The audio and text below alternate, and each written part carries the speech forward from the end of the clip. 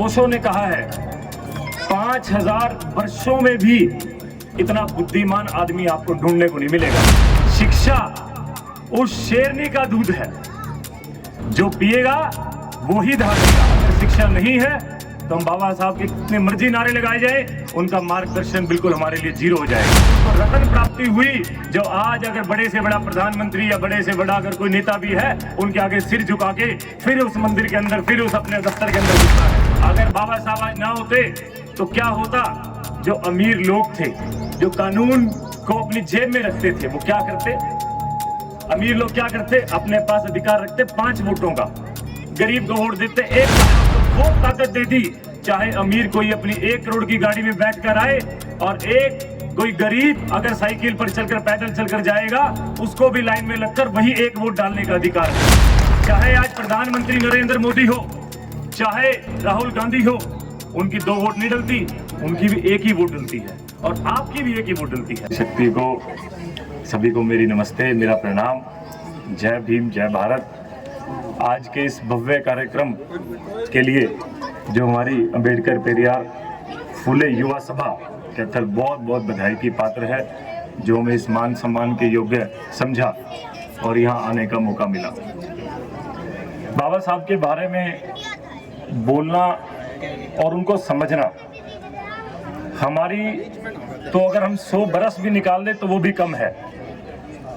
उनकी जो गाथा है, उनकी जो लड़ाई है, वो देवताओं और वर्षों पुरानी जो परंपराएं हैं, अगर आप उनको समझेंगे तो बहुत ही गहरी है।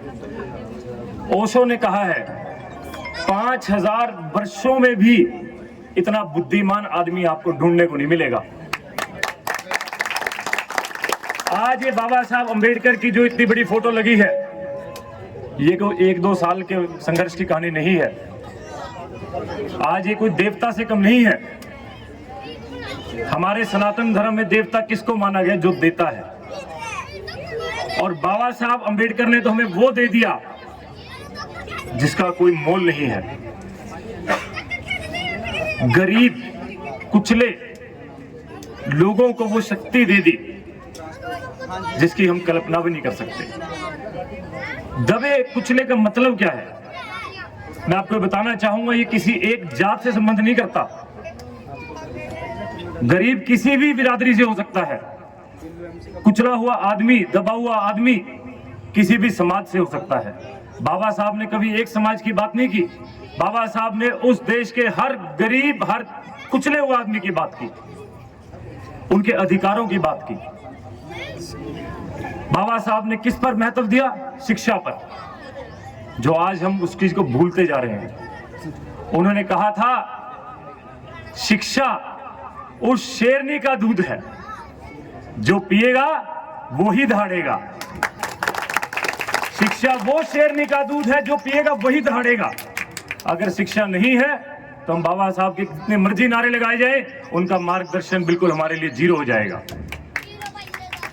मैं तो आप सभी मेरे युवा साथियों से यही गुजारिश करना चाहूंगा, कभी भी अपने आप को गरीब, शोषित ना समझें।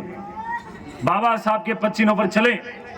किसी भी किताब के अंदर, किसी भी वीडियो के अंदर कभी बाबा साहब ने यह नहीं कहा होगा कि मैं गरीब हूं, मैं दबा हुआ हूं। वो गरीब जरूर थे, वो दबे जरूर थे।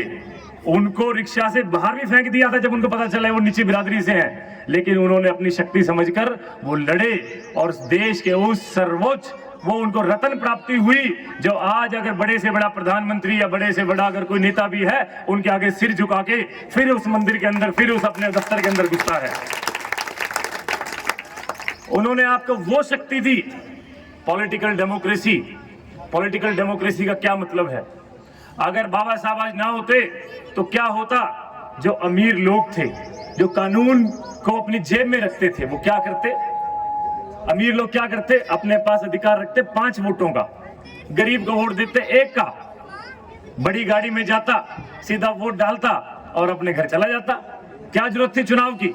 उन्होंने आपको वो ताकत दे दी, चाहे अमीर कोई अपनी 1 करोड़ की गाड़ी में बैठ कर आए और एक कोई गरीब अगर साइकिल पर चलकर, पैदल चलकर जाएगा, उसको भी लाइन में लगकर वही 1 वोट डालने का अधिकार है। चाहे आज प्रधानमंत्री नरेंद्र मोदी हो, चाहे राहुल गांधी हो, उनकी 2 वोट नहीं डलती, उनकी भी 1 ही वोट डलती है और आपकी भी 1 ही वोट डलती है। तो बाबा साहब के यही मार्गदर्शन था कि अपने को पहचानो जो आपके लिए काम करे। और मेरे तो परिवार, मेरे पिताजी 2005 से उन्होंने राजनीति की शुरुआत की थी। 2009 में उन्होंने बहुजन समाज पार्टी से अपना राजनीति के क्षेत्र में एडमिशन लिया था और चुनाव लड़ा था। आप लोगों की बदौलत से, इसी बाबा साहब के वंशजों की वजह से, उनको मानने वाले लोगों की वजह से उस वक्त रिकॉर्ड 15,000 वोट हमें मिली थी।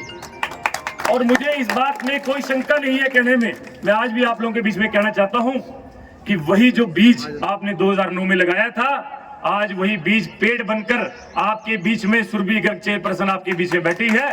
और ये पेड़ मैं आपको दिलाता हूं एक दिन वट वृक्ष का रूप लेगा और जो उस वट वृक्ष की छाया होगी वो इसी समाज के लिए होगी, इसी गरीब समाज के लिए होगी। सबको उसके अंदर अपनापन नजर आएगा। अपनी बहू, अपनी बेटी आज आपके बीच में भ्रमण कर रही है। मैं इसी बीच अपने भाषण को बहुत ज्यादा लंबा ना करते हुए आप सभी से गुजारिश करूंगा, अभी तो हमें बाबा साहब के बारे में 5% पता है। सभी बुजुर्गों से, सभी बुजुर्ग जो मेरे यहाँ बड़े बैठे हैं, मैं सबसे गुजारिश करूंगा कि अपने घरों में अपने बच्चों को बाबा साहब की जीवनी के बारे में जरूर बताएं, उनको प्रेरित करें और उनको प्रेरित करें कि उनके मार्ग पर चलें और अपने जीवन को सफल बनाएं।